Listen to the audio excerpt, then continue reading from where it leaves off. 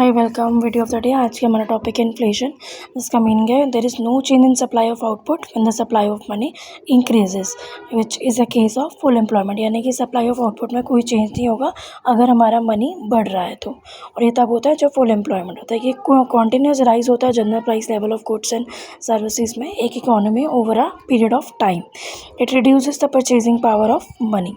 Example है इसका, अगर price of food clothes and fuel increase बढ़ेंगे जो हमारी बेसिक नेसेसिटीज़ है तो भी लोग उस चीज़ को ख़रीदेंगे, चाहे वो कम क्वांटिटी में उस चीज़ को परचेज़ करें, बट परचेज़ करेंगे।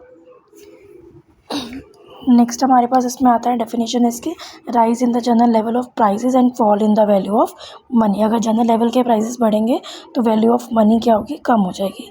एक इसकी डेफिनेशन और है, inflation is always and everywhere a monetary phenomenon.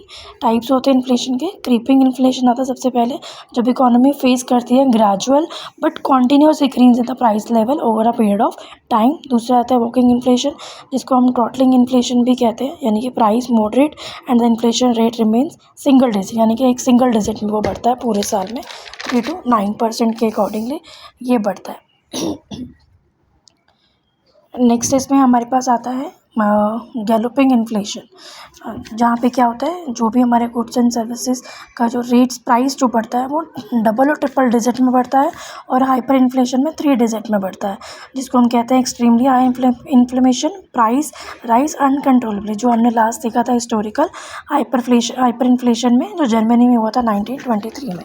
इसके बाद on the basis of cause है, यानी कि डिमांड पुल इन्फ्लेशन, जिसमें क्या होता है गवर्नमेंट स्पेंडिंग इंक्रीज होती है, इनकम बढ़ती है और क्रेडिट एक्सपेंशन होता है। इसका फॉर्मूला है excess demand over a price rise. एक होता है पुश इन्फ्लेशन, जिसमें वेजेस के रेट बढ़ते हैं और रॉ मटेरियल के प्राइसेस बढ़ते हैं और टैक्सेस बढ़ते हैं, जिसमें फर्म्स क्या करती हैं, प्राइसेस को इंक्रीज़ कर देती हैं। इसके बाद थर्ड हमारे पास है बिल्ट इन्फ्लेशन, ऑकन due to wage price spiral और वर्कर्स डिमांड हायर वेजेस, जिससे क्या होता है फर्म प्राइसेस को इंक्रीज़ करती है और वेजेस के रेट्स भी दोबारा इंक्रीज़ हो जाते हैं। मेजरमेंट इन्फ्लेशन में क्या होता है, जिसको हम प्राइसेस के थ्रू मेजर कर सकते हैं, जैसे कि consumer price index, wholesale price index और जीडीपी। नेक्स्ट है हमारे पास इफेक्ट्स ऑफ इन्फ्लेशन, जो पॉजिटिव इफेक्ट भी होते हैं नेगेटिव में। पॉजिटिव में क्या होता है, इंक्रीज करते हैं प्रोडक्शन को, इन्वेस्टमेंट इंक्रीज और इकोनॉमिक ग्रोथ होती है। नेगेटिव में प्राइस कम, परचेजिंग पावर कम हो जाती है, कॉस्ट ऑफ लिविंग कम हो जाती है। इसके बाद आता है कंट्रोल ऑफ इन्फ्लेशन, जिसमें गवर्नमेंट कंट्रोल करती है इन्फ्लेशन को, और एक आती है हमारी मॉनेटरी पॉलिसी, जो reserve bank of India control करती है। लास्ट हमारा टॉपिक है इसमें टूल्स इंक्लूड, जो हमारे रेपो रेट इंक्रीज होते हैं, bank rate, open market operation और कैश रिजर्व रेशो। एक आती है फिस्कल